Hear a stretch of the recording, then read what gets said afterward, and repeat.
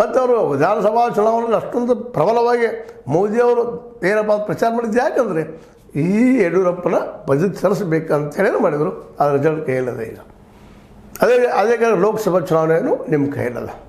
ಲೋಕಸಭಾ ಚುನಾವಣೆಯಲ್ಲಂತೂ ನಿಶ್ಚಿತವಾಗಿ ಕಾಂಗ್ರೆಸ್ ಇನ್ನೂ 5-10 ಸೀಟ್ಗಳು ಗೆಲ್ಲುವ ಸಾಧ್ಯತೆಗಳಿದ್ದು. ಆದರೆ ಸೋಲೋದು ಕಾರಣ ಏನಪ್ಪ ಅಂದ್ರೆ ಯಡಿಯೂರಪ್ಪ ಪೂರ್ಣ ಪ್ರಮಾಣ ಸೋಲು ಕೊಟ್ಟಿದ್ದಕ್ಕಾಗಿ 19 ಸೀಟ್ಗಳು ಬಂದು. ಅದು ಸಣ್ಣ ಸಾಧನೆ ಅಲ್ಲ ಲೋಕಸಭಾ ಚುನಾವಣೆಯಲ್ಲಿ. ಇವೆಲ್ಲ ನೆಲೆಗಟ್ಟಿನಲ್ಲೇ ಹೈಕಮಾಂಡ್ ಇವತ್ತು ವಿ ಸೋಮಶೇಖರ್ ಮಾಡಬೇಕು. ಸಾರಿ, ನಮ್ಮ ಬೆನ್ನರ ಲೀಡರಲ್ಲಿ ಅಂತ ವಿಶೇಷ ನಿಮಗೆ ಹೇಳಿದ್ರು. ಯತ್ನಾಳ್ ಅವ್ರು ಬರೆದಿದ್ರು, ಮಾತಾಡ್ತಾಯಿದ್ರು. ಅವ್ರು ಲೀಡರ್ ಅಂತಲ್ಲ, ಬಾಯಿಗೆ ಬಂದಿದ್ದು ಮಾತಾಡ್ತಾಯಿದ್ರು. ಜನಕ್ಕೊಂದು ಖುಷಿ ಅನ್ನಿಸ್ತು ನೋಡ್ತಾಯಿದ್ರು. ಇವತ್ತೆಲ್ಲೋ ಹೋಗಿದ್ದಾರೆ ಅವರು. ಇವತ್ತು ಅವ್ರ ಧ್ವನಿನೂ ಇಲ್ಲ. ಎಂದೋ ಬರ್ತದೆ ಹೋಗ್ತದೆ. ಇದನ್ನೆಲ್ಲ ಗೊತ್ತು ಮಾಡ್ಕೊಂಡ್ರೆ ಇವತ್ತು KS ಈಶ್ವರಪ್ಪನವರು ಸಹಿತ ಜಯ ಯಡಿಯೂರಪ್ಪ ಅಂತ ಹೊರಟಿದ್ದಾರೆ. ಹೀಗಾಗಿ ಯಡಿಯೂರಪ್ಪನ ಬಲ ಹೆಚ್ಚದ ಇವತ್ತು.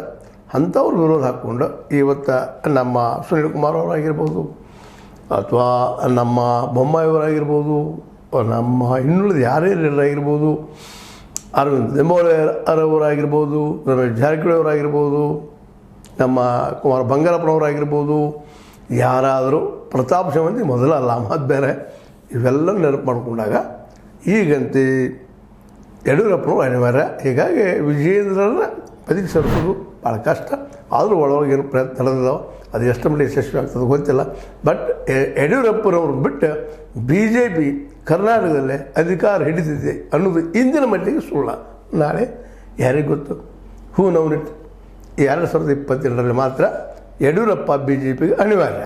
ಅದಕ್ಕಾಗಿ ವಿಜಯೇಂದ್ರ ಅನಿವಾರ್ಯ ಅಂತೇಳಿ ಭಾಳ ಮಾಡ್ತಿದ್ದಾರೆ. ಆದರೂ ಪ್ರಯತ್ನ ನಡೆಸಿದ್ದಾರೆ. ಅವ್ರು ತೆಗಿಲೇಬೇಕಂತೇಳಿ. ಯಾಕಂದ್ರೆ ಪಾರಂಪರೆ ಹೋಗಲಿ ಅಂತೇಳಿ. ಬಟ್ ಭಾಳಷ್ಟು ವಂಶ ಪರಂಪರೆಯನ್ನು BJPಯಲ್ಲಿ ಸಾಗಿಸ್ತಿದ್ದಾರೆ. ಅವರೆಲ್ಲ ತೆಗಿತಾ ಹೋದ್ರೆ BJP ಇವತ್ತು ಉಳಿದು ಕಷ್ಟದ ಆ ಮಾತು ಬೇರೆ ಅಂತ ಹೇಳ್ತಾ. ಆದರೂ ನಮ್ಮ ಸುನೀಲ್ ಕುಮಾರ್ ಅವರು ಅಡ್ಡಿ ಇಲ್ಲ. ಆದರೆ ಅದಕ್ಕೆ ಯಡಿಯೂರಪ್ಪನ ಬೆಂಬಲ ಬೇಕು ಅಂದಾಗ ಮಾತ್ರ ಸುನೀಲ್ ಕುಮಾರ್ಗಾಗಲಿ ವಿ ಸೋಮಣ್ಣವ್ರಿಗಾಗಲಿ ಬಲ ಬರ್ಬೋದು. ಬರೀ ವಿ ಸೋಮಣ್ಣ ಉತ್ತರ ಕನ್ನಡದ ಎಲ್ಲಿ ಗೊತ್ತಿಲ್ಲ ಅವ್ರ ಹೆಸರು. ದಕ್ಷಿಣ ಕರ್ನಾಟಕ ಬೆಂಗಳೂರು ಸುತ್ತಮುತ್ತವ್ರ ಹೆಸರು ಗೊತ್ತು. ಆದರೆ ಈ ಉತ್ತರ ಕನ್ನಡದಲ್ಲೇ ವಿ ಸೋಮಣ್ಣವ್ರ ಹೆಸರಿಲ್ಲ. ರಾಜ್ಯ ಮಾಡೋದು ಅಂತ ಹೇಳ್ಕೊಂಡು ನಾಯಕರು BJPಲಿ ಇಲ್ಲ ಅಂತ ಹೇಳ್ತಾ. ಇದು ನಿಮ್ಮ ಲೈಕ್ ಆಗಿರ್ಬೋದು. ಲೈಕ್ ಮಾಡಿ, ಶೇರ್ ಮಾಡಿ, ಕಮೆಂಟ್ ಮಾಡಿ, ಜೊತೆ ಸಬ್ಸ್ಕ್ರೈಬ್ ಮಾಡಿರಿ. ಅದರ ಜೊತೆಗೆ ಇನ್ನು ಸದಾ ನೋಡ್ತಾ ಇರಿ H16 ನ್ಯೂಸ್. ಸತೀಶ್ ಸೀತಾರಾಮ್ ವಂದನೆಗಳು.